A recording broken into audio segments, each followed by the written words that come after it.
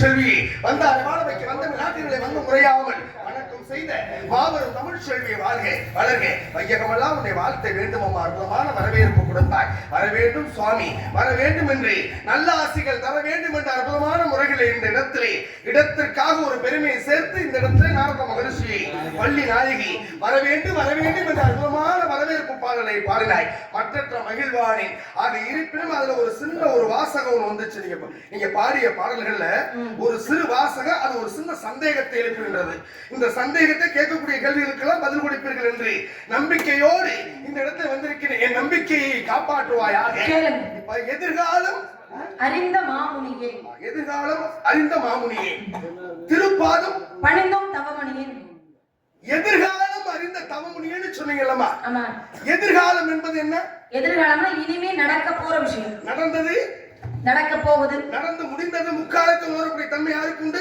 அது தாங்களை போன்ற முனிவர்களுக்கு உண்டு நடந்தது உங்களுக்கு தெரியுமா நடந்தது என்ன அப்படிங்கிறது எங்களுக்கு தெரியும் நடந்து முடிந்தது உங்களுக்கு தெரியுமில்ல நடந்து முடிஞ்சது எங்களுக்கு தெரியும் நாளைக்கு என்ன நடக்க போகுதுன்னு உங்களுக்கு தெரியுமா அது எங்களுக்கு தெரியாது ஏன் உங்களுக்கு தெரியாது இனிமே நடக்க போகுது அப்படிங்கறத தெரிஞ்சுக்கிட்டோம்னா மனிதர் உண்டு மிருகம் உண்டு மாணிக்கம் உண்டு தெய்வம் உண்டு தெய்வம் உண்டுன்னு சொல்லியிருக்கேன் ஆமா மனிதருள் உண்டு மிருகம் உண்டு மனிதருள் மாணிக்கம் உண்டு மனிதரில் தெய்வம் உண்டு நீங்க என்ன சொன்னீங்க ஒரு மனிதன் எப்பொழுது தெய்வமாகின்றான் ஒரு மனுஷன் இந்த அர்க்கார்கள் ஆண்கள் பெண்கள் எல்லாருமே மனிதன் தானே நீங்கள் மனிதன் தானே இந்த பக்கமேலகாரர்கள் 4 பேருமே மனிதன் தானே இதுல எந்த மாற்றமும் இல்லை ஆண்கள் பெண்கள் பாகுபாடு உண்டு அவங்களுக்கு 2 கைதான் ஆணுக்கு 2 கைதான் ஒரு ஆணை ஆண் என்று எப்படி கூற முடியும் ஒரு பெண்ணை பெண் என்று எப்படி கூற முடியும் எதன் இப்படி கேள்வி கேட்டா எப்படி இல்லங்க ஒரு ஆணை எப்படி ஆணுன்னு கூப்பிடுறது, பெண்ணை எப்படி பெண்ணுன்னு கூப்பிடுறதுனா இதுக்கு எப்படி பதில் சொல்ல முடியும்? பெட்டி வாசிக்கிறாருல எங்க மாப்பிள்ளை, ஆமா. எங்க மாமா என்ன வேற யாரும் இல்ல. கதைக்கு அப்பாற்பட்டு நான் வந்துடுறேன். கதையோட இல்ல, கதைக்கு அப்பாற்பட்டு வந்துடுறேன். கதையோடு வருவேன், கதைக்கு அப்பாற்பட்டு வருவேன். இதுக்கு நீங்க பதில் கொடுக்கலாம். இப்ப இவர் ஆம்பளையா பொம்பளையா? ஆனா நான் கேட்கிற கேள்வி கூட 1000 அர்த்தம் இருக்குங்க. இந்த அம்மாட்ட நான் என்ன கேட்கிறேன், நாயகி தலைவி இல்லையா? தலைவி எவ்வளியோ அவ்வளியே நாட்டு மக்கள். ஆமா, தலைவி எவ்வளவு அறிவா இருக்காங்களோ இந்த நாட்டு மக்கள் பூராமே இவங்களுடைய நாட்டை சேர்ந்தவர்கள். அவங்க மிகப்பெரிய அறிவாளிகளாக இருப்பார்கள். நான் அறிவாளியா இருக்கிறது பெரிய விஷயம் கிடையாது. எதிரில நின்னு கேட்கிற ஆளு அறிவாளியா இருக்கணும். ஏன்னா முட்டாள்தனமான கேள்வியை கேட்டுவிட்டு அதுக்கு பதில சொல்லணும்னா எந்த அறிவாளியாலும் பதில் சொல்ல முடியாது. நான் ஒருபோதும் முட்டாள்தனமான கேள்வியை கேட்கவே மாட்டேன். இப்போ ஒரு ஆணை இந்த ரூபத்துலதான் இருப்பார் ஒரு ஆண், இப்படித்தான் ஒரு பெண்மகள் இருப்பார் என்பதை நம்ம நாட்டுப்புறத்துல நடைமுறையாக உடல் வாக வச்சு இது ஆண் இது பெண் அப்படிங்கிறது அங்கங்களை வைத்து மாறுபட்ட உருவம் தான் பெண்ணு. இவ்வளவுதான், வேற ஒண்ணும் இல்லை. அங்கங்களை வைத்து மாறுபட்டதுதான் ஆணு பெண்ணு. இப்ப இந்த பெண்கள் பூரா இருக்காங்களா, இத்தனை பெண்கள் இருக்காங்களே, முதலாக வெளியூர்ல இருந்து இந்த ஊருக்கு வாக்கப்பட்டு வந்திருப்பாங்கல்ல, இந்த வாக்கப்பட்டு வந்த பெண், இந்த ஊர் பேர் என்ன? குஜிலியம்பாறை ஊர் இருக்கா இல்லையா? இந்த ஊர் இருக்கா இல்லையா? குஜிலியம்பாறை. ஆனா ரசீதுல வேற ஊர் போட்டு அதுக்குதான் எனக்கு சந்தேகம் வந்தது, வேற ஒண்ணும் இல்லை.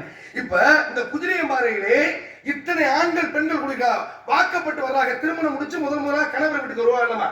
கணவர் வீட்டுக்கு வந்து வருகின்ற பொழுது முதலாக எந்த காலை எடுத்து வச்சு வான்னு சொல்லுவாங்க?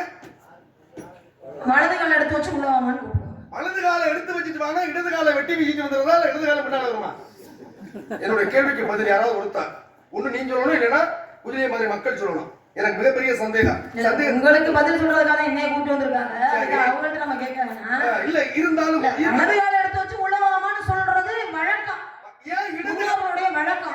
முன்னோருடைய வாக்கு அது வழக்கம்னு சொல்றீங்களே, அதுலயே இந்து சாஸ்திர தர்மத்தின் பிரகாரம் ஒரு பெண்மகள் வாழ வந்த பெண்மகள் வலது காலை எடுத்து வச்சு தானே வரணும். ஏன் இடது கால எடுத்து வச்சு வர முடியாதா?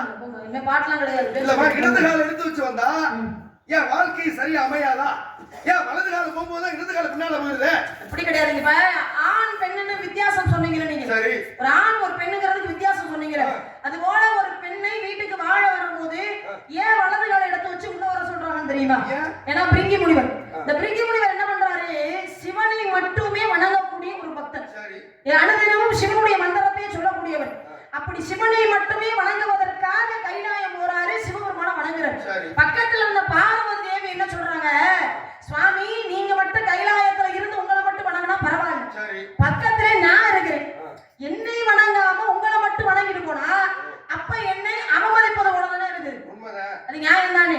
ஒரு வீட்டுல ஒரு விசேஷத்துக்காக நம்ம சொந்தக்காரங்க பத்திரிக்கை வைக்க வைக்கிறாங்கன்னு வச்சுக்கோங்க.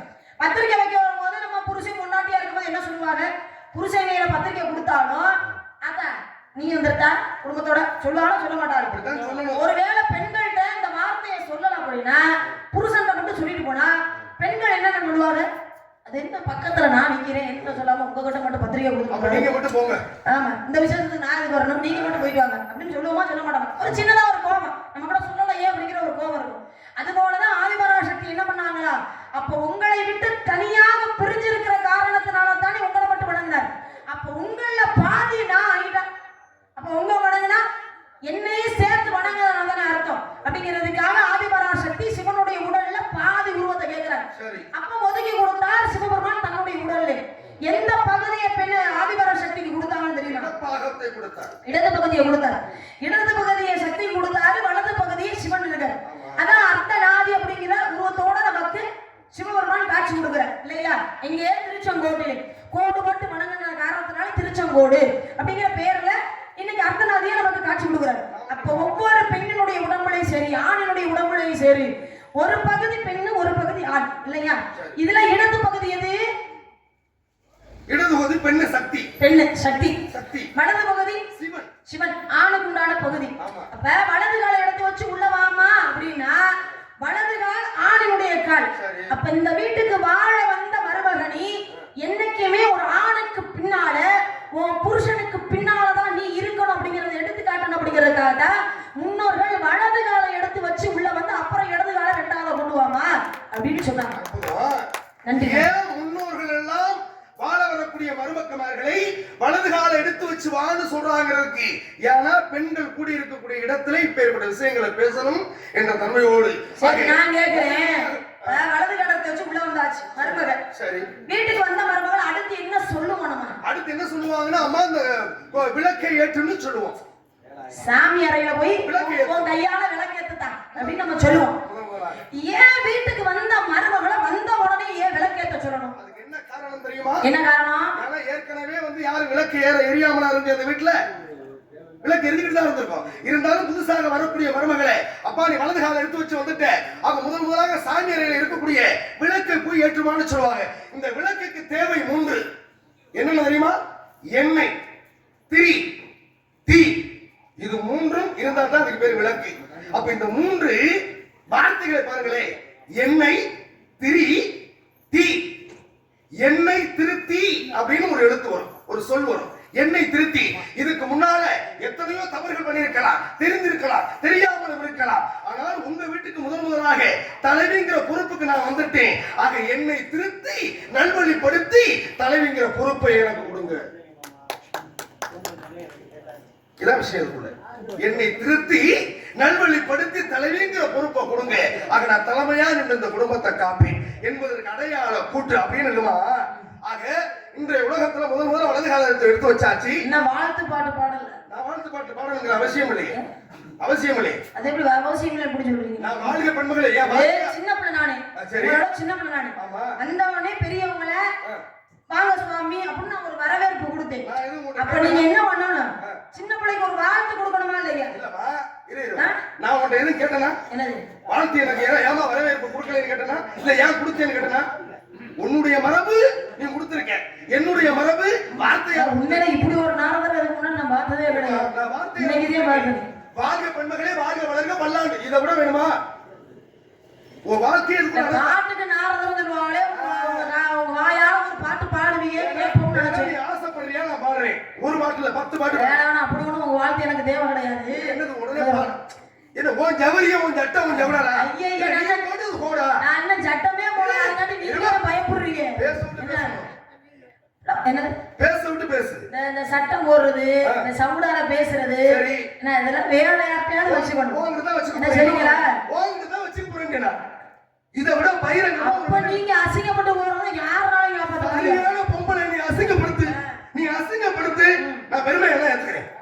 அதுக்கு முன்னாடி நீ தப்பிச்சு போறது வழியை பாரு. முதல்ல ஐயா குருந்தூர், தாத்தா காரைக்குடி, குருந்தூர், குருக்கு சொன்னா வேற யார்ட்டையாவது ஓட்டுங்க. இவ காரைக்குடி கருவாச்சி, கருவா அடிச்சு குடி போய் ஞாபகத்தை வச்சுக்கிட்டு பேசுறா. ஊரு விட்டு ஊர் வர்றேன். காரைக்குடியில தான் எப்ப பார்த்தாலும் இந்த முகர கட்டையை பாக்கலாமே. இங்கிட்டு புதுக்கோட்டை பக்கம் நாடத்துக்கு போறமே வேற யாராவது வரவனா கிழக்கு நம்மளே சுத்தி சுத்தி அடிக்குது. கிழக்கத்தை தான் சுத்தணுங்கிறது உன் தலை எழுத்தி இட்டவன் எந்த இன்னவன் என்ன விட்ட சூழல் சத்து விட்டாலும் முட்டை முட்டை பஞ்சம் யாராலும் யாருக்கு இன்றைக்கு யாரை சந்திக்க வேண்டும் என்கிற நியதியை நீ தேர்ந்தெடுப்பதல்ல, இறைவன் கொடுத்த வரமதை அப்படின்னு நம்ம கையில வைத்திருப்பது. கவன் எதற்கு? திணைய கொஞ்சம் வருது, அதுக்காக பறவை திணைய கொஞ்சம், அதாவது வாயிலாச்சு வராது. ஒரு அரிசி 2 அரிசியை சாப்பிட்டு போனா ஆக இது உங்க வீடு மொழி போகுமா இல்ல நட்டத்துல போகுமா? ஏன் விரட்டாத? ஏங்க அதுதானே என் வேலையே. என்ன வேலை? திணைகளை பறவைகள் சாப்பிடாத வண்ணம் நான் காவல் காக்கணுங்கிறதுக்காக தான் அப்பா கொண்டு வந்து காவலுக்கு வச்சிருக்காரு. அப்புறம் அதை செய்ய கூடாது அப்படின்னா அது என்ன அர்த்தம்? அம்மா நீ செய், நான் வேணாம்னு சொல்லல. வாயிலா ஜீவராசிக்கு வாய் இருக்கிற உள்ள கூட குறைச்சுக்கிறோம். வாயிலா ஜீவராசியை போய் கவனம் வச்சு விரட்டுறியே, இது பாவம் இல்லையான்னு கேட்கிறேன். இதான பாவம்? சரி, இப்ப நான் உங்கள்ட்ட கேக்குறேன். நம்ம நிலத்துல நம்ம கையால பயிரிட்டு விளைஞ்ச நெல்ல வீட்டுல கொண்டாந்து அவிச்சு வாசல்ல காய போடுறோம். நம்ம வீட்டுல வளர்க்கிற கோழி அந்த நெல்ல போய் கொத்துனா விரட்டுவோமா இல்ல சாப்பிட்டு போவோம் விடுவோமா? விரட்டத்தான் செய்வோம். என்ன பண்ணுவான்? விரட்டத்தான் செய்வோம். நம்ம வீட்டு கோழி நம்ம வீட்டு நெல்ல சாப்பிட்டாலும் என்ன செய்வான்? விரட்டத்தானே செய்வான். நம்ம வீட்டு கோழி சாப்பிடுறதே விரட்ட போகுது. நான் தெய்வத்துக்காக படைக்கிறதுக்காக வச்சிருக்கிறத வந்து எங்கே இருந்து வர்ற பறவைகள் சாப்பிட்டா அதை விரட்டணுமா வேணாமா? அப்படியே ஓ வலிக்க நான் வர்றேன், இதுக்கு மட்டும் பதில் சொல்லு. இப்ப நீங்க கேட்டிருக்கீங்கல்ல, இது நான் குறுக்கு சால் ஓட்டுறேன், முடிஞ்சா நீங்க என்ன வேணாலும் பேசுங்க, என்ன வேணாலும் பேசுங்க. அப்படியே இரு, சரி அப்படியே இரு அப்படிங்கிற வார்த்தையை மட்டும் சொல்லாதீங்க. நாக்க இழுத்து வச்சு நறுக்கிய முடிவேன். நீலம் முடியாது, இரு பேச பேசணும். முறையா கத்துற வேலை ஏன் பேச கூடாது? என்ன முறையா கதறத கரகரன்னு அறுத்தே விடுவேன். இந்த கத்துற வேலை ஏன் பேச கூடாது?